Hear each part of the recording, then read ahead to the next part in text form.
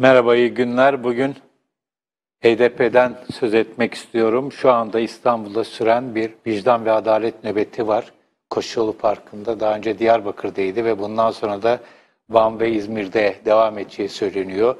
Ee, bu eyleme, HDP'nin eylemine devlet çok ciddi kısıtlamalar getirmiş durumda. Diyarbakır'dakine ve İstanbul'dakine de aynı şekilde çok büyük içeriye herkes bırakılmıyor vesaire. Ancak şunu görmek mümkün. HDP bir süredir bu eylemin de gösterdiği gibi HDP bir süredir bir tıkanıklık içerisinde tıkanıklığı aşmak istiyor ama tam da bunu becerebildiği söylenemez.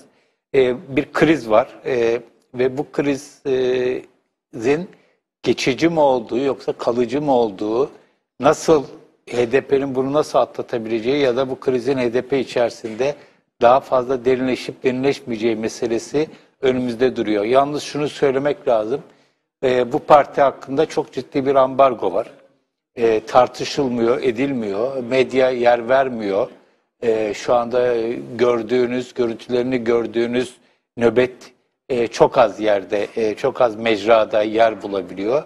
Ama buna rağmen şunu da biliyoruz ki bu hareket zaten bir gelenek ve bu gelenek zaten hep genellikle dışlanmış, ötelenmiş, önüne yasaklar çıkarılmış, baskı altına alınmış bir gelenek. Ama bütün bu engellemelere rağmen varlığını sürdürmüş, hatta güçlenerek sürdürmüş bir hareketten bahsediyoruz. Dolayısıyla yaşanan krizi sadece ve sadece devletin baskılarıyla, engellemeleriyle, yasaklarıyla açıklamak bir yerde yeterli olmuyor. Bütün bunları tabii ki göz önüne almak ve birinci derecede en önemli faktör olarak telakki etmemiz kesinlikle gerekiyor.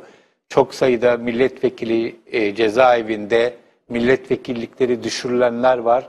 Belediyelerin hemen hemen hepsine devlet el koydu, kayyum atandı. Belediye başkanları içeride, eş başkanlar içeride, ilçe yöneticileri içeride. Sürekli olarak da birileri giriyor, birileri çıkıyor ve bir örgütsel anlamda HDP parti olarak ve kardeş kuruluşlar, DBP gibi kuruluşlar tam olarak önlerini göremiyorlar. Çünkü her an bir şekilde birilerine operasyon yapılabiliyor, birileri içeri alınabiliyor, yasak getirilebiliyor vesaire.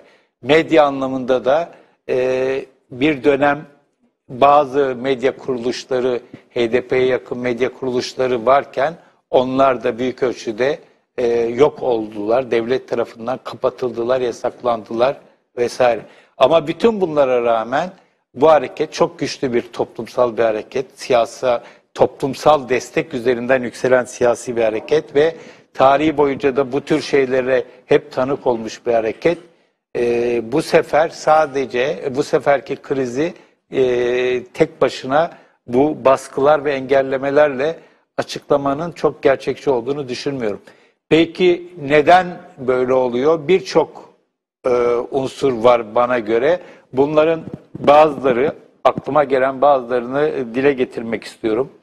Öncelikle şunu söylemek lazım. 7 Haziran seçimleri öncesi, hatta daha öncesinde Cumhurbaşkanlığı seçimleri, Selahattin Demirtaş'ın adaylığı, daha sonra 7 Haziran seçimleri öncesi HDP'nin yarattığı atmosferle 1 Kasım seçimlerinden sonra 7 Haziran'dan 1 Kasım'a giden süreçte ve 1 Kasım'dan sonraki HDP arasında çok büyük farklar var. Ve bu farkları sadece 7 Haziran ve 1 Kasım arasında yaşanan sert dönemle açıklamak çok gerçekçi olmayabilir. Ama tabii o dönemin çok belirleyici olduğunu da kabul etmemiz lazım. Şimdi bakıyoruz, gerek Selahattin Demirtaş, gerek Sırrı Süreyya Önder ve başka kişiler değişik vesilelerle o döneme yönelik bir takım eleştirel ya da öz eleştirel yaklaşımlar görüyoruz. O Hendek Savaşları diye adlandırdığımız kolaylıkla bir dönem yaşadı Türkiye ve o dönemde gerçekten çok büyük mağduriyetler yaşandı. Bu mağduriyetin her iki kanadı söz konusuydu sorumlusu olarak ve o tarihte HDP yasal bir siyasi parti olarak ve yakın bir zamanda çok büyük bir seçim başarısı elde etmiş bir parti olarak, tüm Türkiye çapında konuşulan, hatta dünya çapında konuşulan bir parti olarak o süreçte doğru zamanda doğru bir duruşu sergileyemedi.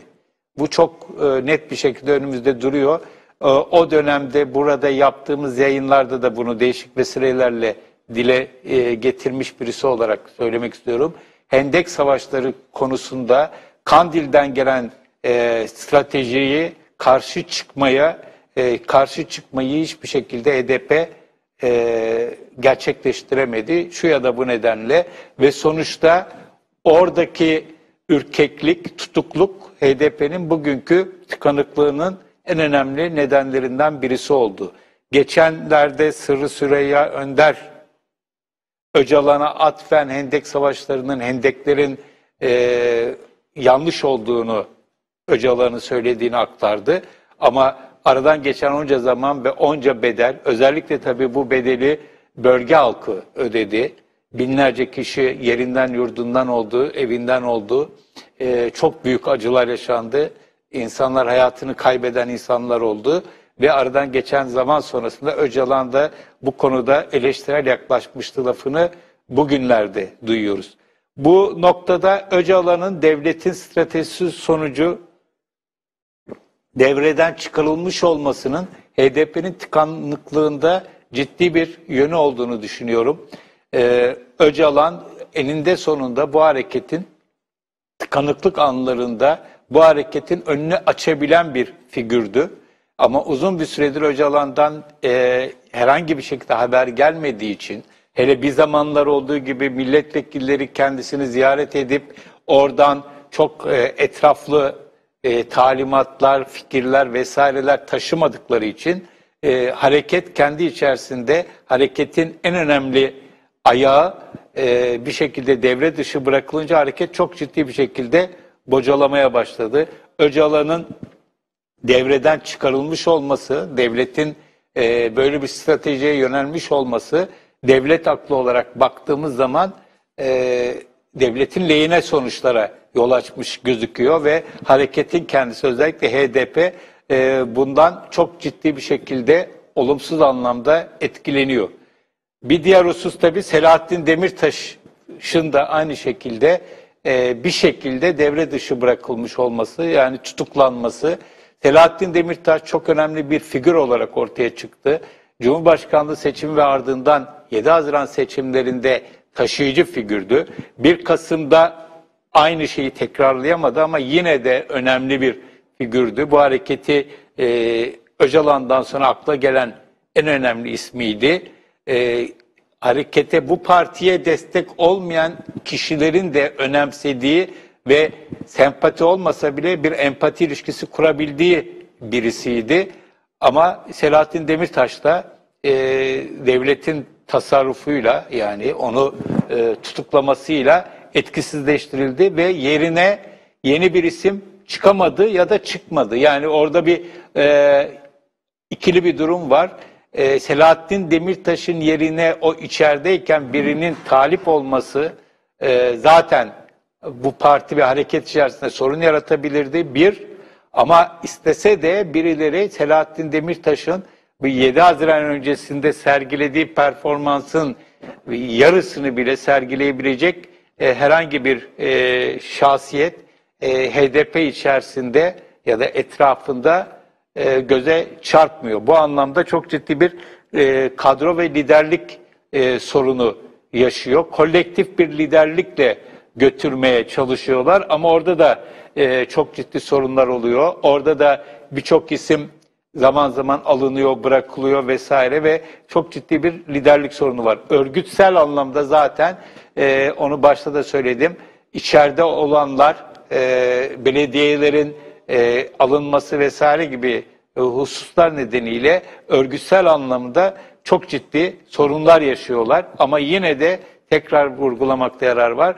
Bu hareket için, bu hareket HDP ile başlamış bir hareket değil. Daha yıllar öncesinden başlayan bir hareket, bir silsile ve bunun bugün yaşadığı baskılar, bu hareketin bugün yaşadığı baskılar da yeni değil. Dolayısıyla bir yere kadar baskılarla açıklanabilecek bir şey ama bir yerden sonra da baskılara rağmen etkili olabilme deneyimine sahip bir hareketin bugün o kadar etkili olamadığını görüyoruz.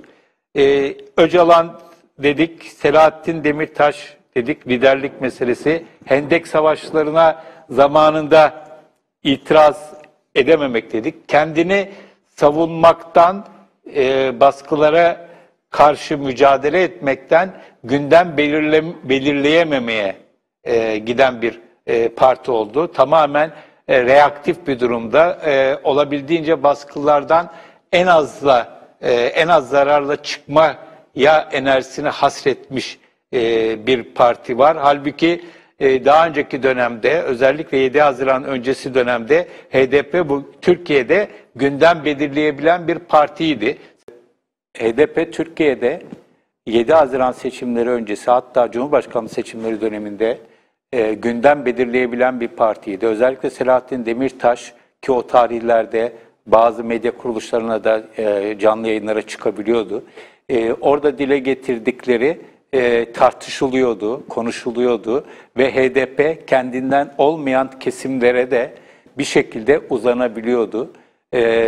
Ve özellikle geçmişte HDP'yi meşru bir parti olarak görmeyen, HDP ve öncülerini meşru bir parti olarak görmeyen toplumun bazı kesimlerinde bu anlayışın kırılmakta olduğunu gördük. Çok önemli bir dönüşüm yaşadı 7 Haziran öncesinde HDP, Selahattin Demirtaş liderliğinde özellikle. Ama 7 Haziran'dan sonra yaşanan, 1 Kasım'a kadar yaşananlar ve sonrasında HDP kendini savunmaktan, baskılara karşı mücadele etmekten ve bu baskılardan, engellemelerden olabildiğince en az zararla çıkabilmek için çaba sarf etmekten gündem belirlemeye çok fazla imkan bulamadı. Bu bir realite. Ama olayın sadece bundan ibaret olduğunu düşünmüyorum. Özellikle Öcalan'ın, daha önce bahsettiğim gibi Öcalan'la bağın kopartılması, devlet eliyle kopartılmasının da etkisiyle beraber HDP'de bir ideolojik politik anlamda bir takım kafa karışıklıklarının da yaşandığını düşünüyorum. Bu yeni dönemde Selahattin Demirtaş ve birçok önemli figürün de hareket içerisinde, parti içerisinde etkili figürün de tutuklu olmasının da etkisi tabii ki var. Bir takım şeyleri siyaset geliştirme, strateji ve taktik geliştirme konusunda HDP'nin çok da başarılı olamadığını söyleyebiliriz. Bir Selahattin Demirtaş sonrasında, ki Selahattin Demirtaş da parti eş başkanı iken, genel başkanı iken belli bir kolektif liderlik söz konusuydu bu partide. Ama onun da belli bir gücü vardı. Şimdi daha fazla kolektif bir liderlik söz konusu olduğunu görüyoruz ama buradan çok etkili strateji ve taktikler gelemedi. Örneğin vicdan ve adalet nöbeti ancak yapılabildi. Onun da ne kadar etkili olduğu ayrı bir tartışma konusu. Bir CHP'nin adalet yürüyüşünün yarattığı etkinin çok uzağında bir yerde kaldığını görüyoruz. Buradaki temel sorun, HDP'nin başarısının en önemli kıstaslarından 2 kıstası var. Bir, Kürt tabanına ne derece hitap ediyor, ne derece onları kucaklıyor ve ne derece bu Kürtler bu partiye ne derece sahip çıkıyorlar. Bir de onun dışındaki kesimlere ne derece ulaşabiliyor, ne kadar ulaşabiliyor, oradan nasıl destekler alabiliyor, orayla ne tür köprüler kurabiliyor meselesi. Şimdi son dönemde yaşananlara baktığımız zaman hem kendi tabanına ulaşmakta ve kendi tabanının partiye sahip çıkmasında bir belirgin bir aşınma ve tıkanma görüyoruz. Ama daha çarpıcı olanı tabii kendinden olmayan kesimlere ulaşma konusunda HDP'nin zaten var olan sorununun 7 Haziran öncesinde bir ölçüde aşılmış gibi görünen sorununun şimdi çok ciddi bir şekilde depreşmiş olduğunu görüyoruz. Şimdi bir ideolojik politik perspektif meselesinde bir örnek vermek istiyorum. Irak'ta Kürdistan Bölgesel Yönetimi bağımsızlık için referandum çağrısı yaptı ve muhtemelen önümüzdeki süreçte bu olacak. Ve Türkiye'de HDP'nin sözcüleri olarak bildiğimiz bazı isimler buna destek verdiler. Bu aslında ilk bakışta çok anlaşılır bir şey. Ancak bu hareketin Öcalan'ın geliştirdiği ulus devlet fikrini reddetmek ve bunun yerine var olan ulus devletler içerisinde demokratik özellik talebini savunduğunu bildiğimizde ve Öcalan'ın özellikle Irak Kürtlerine ilişkin eleştirel pozisyonunda bildiğimizde bu tutumun bir ideolojik politik kafa karışıklığını gösterdiğini düşünüyorum. İşin ilginç tarafı bu konu çok da fazla konuşulmuyor bile. Dolayısıyla HDP ve bu hareketin, genel olarak bu hareketin ideolojik politik yörüngesi Öcalan'ın tekrar ses vermesiyle, daha doğrusu Öcalan'ın tekrar harekete doğrudan seslenebilmesiyle netleşeceğe benziyor. Şu anda bir tür fetret devri yaşıyor, bir duraklama devri yaşıyor diyebiliriz. Tabii bu arada Kandil'den gelen bir takım şeyler, bir takım saldırılar, en son yaşanan öğretmenlerin kaldırılıp katledilmesi gibi olaylar, AK Parti çalışanlarının, yöneticilerinin öldürülmesi gibi olaylar da HDP'nin işini her zamankinden fazla zorlaştırıyor.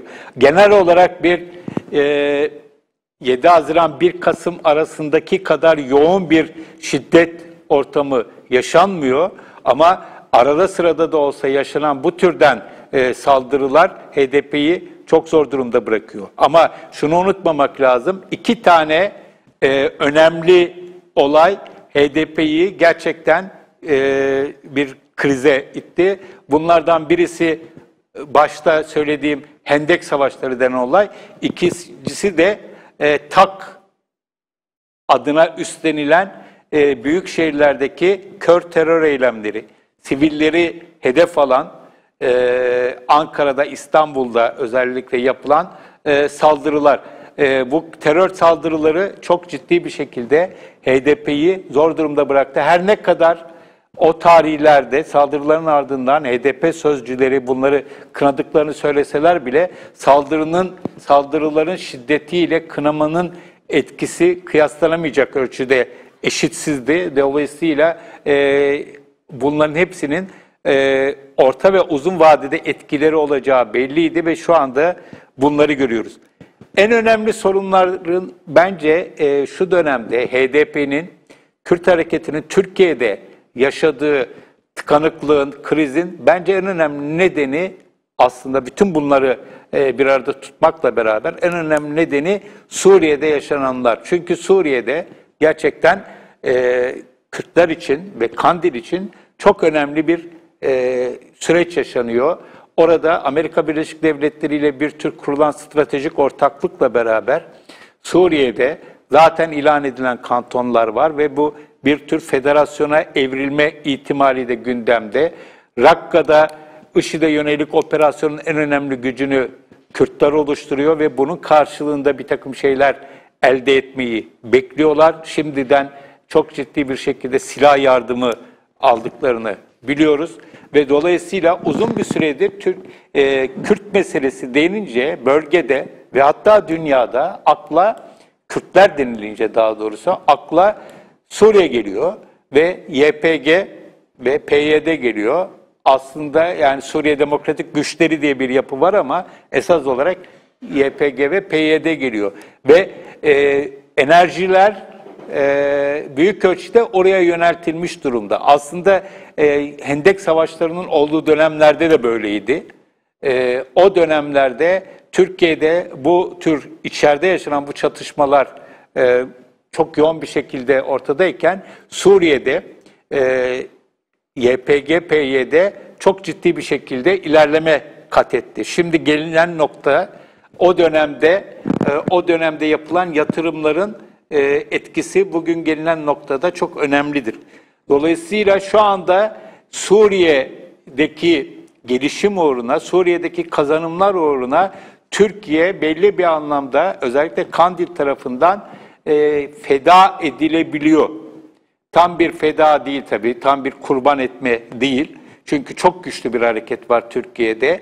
Ama şu aşamada öncelik Suriye olduğu için Türkiye geri plana itilmiş durumda ve Türkiye gerçekten şu anda Türkiye'deki hareketin Türkiye ayağı Suriye'nin geleceği için, daha doğrusu Suriye'deki Kürt hareketinin, PYD'nin, YPG'nin geleceği için bir takım bedeller ödüyor. Bu da çok ilginç bir durum olarak karşımızda. İlginç olmasının nedeni çok basit olarak söyleyecek olursak, 4 bölgede Kürtler yaşıyor, 4 ülkede ulus devlet çatısı altında sayıca ve her türlü gelişmişlik anlamında birinci ülke Türkiye, sayıca en az olunan ülke Suriye ama şu anda bölgesel anlamda Kürt sorununun merkezinde Suriye var ve Suriye'deki Kürt gruplarının geleceği için, güçlenmesi için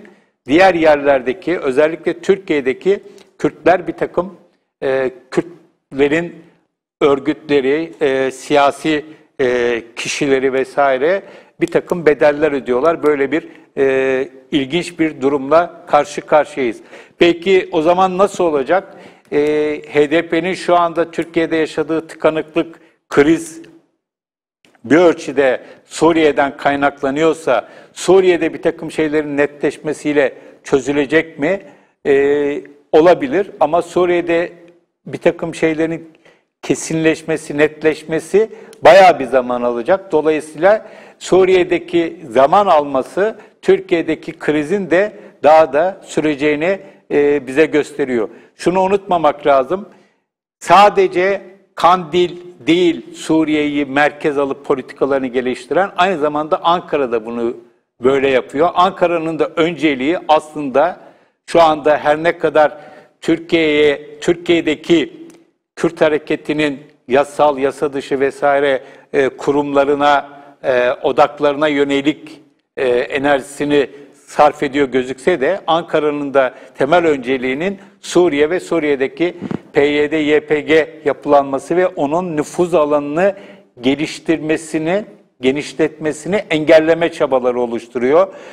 Onu da unutmamak lazım. Yani Türkiye aslında Suriye'de yapılamayan bir çatışmanın Türkiye'ye bir şekilde taşınmış olduğunu görüyoruz uzun bir süreden beri ve bunun birinci derecede bedelini ödeyenlerden birisi de kurum olarak HDP ve HDP'nin bu konuda Suriye konusunda özellikle yapabileceği çok fazla bir şey yok. Bir dönem Kobani meselesinde yaptıkları vardı ve Kobani'ye destek anlamında yapılan ki bugün HDP'nin ve Selahattin Demirtaş'ın önüne en çok bu çıkartılıyor. Bu da hiç şaşırtıcı değil. Gerçekten o dönemde Kobani'deki IŞİD kuşatmasının kırılmasında bir şekilde Türkiye'deki hareketliliğin de etkisi olmuştu.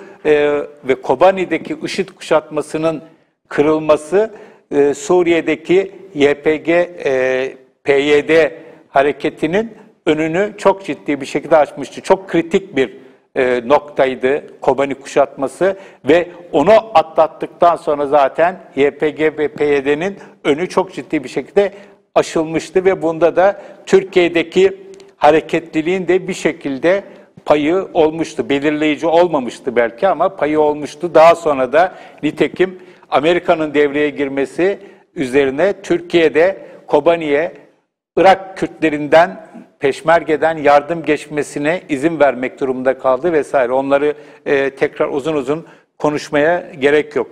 Şimdi başlık olarak HDP'nin tıkanıklığını söyledim. Bazı kişilerin sosyal medyadan sırf bu başlıktan bile rahatsız olduklarını görüyorum. Ki tıkanıklık bence yumuşak bir tabir. Kriz daha genel bir tabir ama şu anda HDP gerçekten bir sıkıntı yaşıyor. Bu sıkıntıyı aşmak için ellerinden geleni yapıyorlar ama işin özeti şu ki bu sıkıntının nedeni HDP değildi esas olarak. Dolayısıyla sıkıntıdan, bu tıkanıklıktan çıkarabilecek olan HDP'li aktörler değil.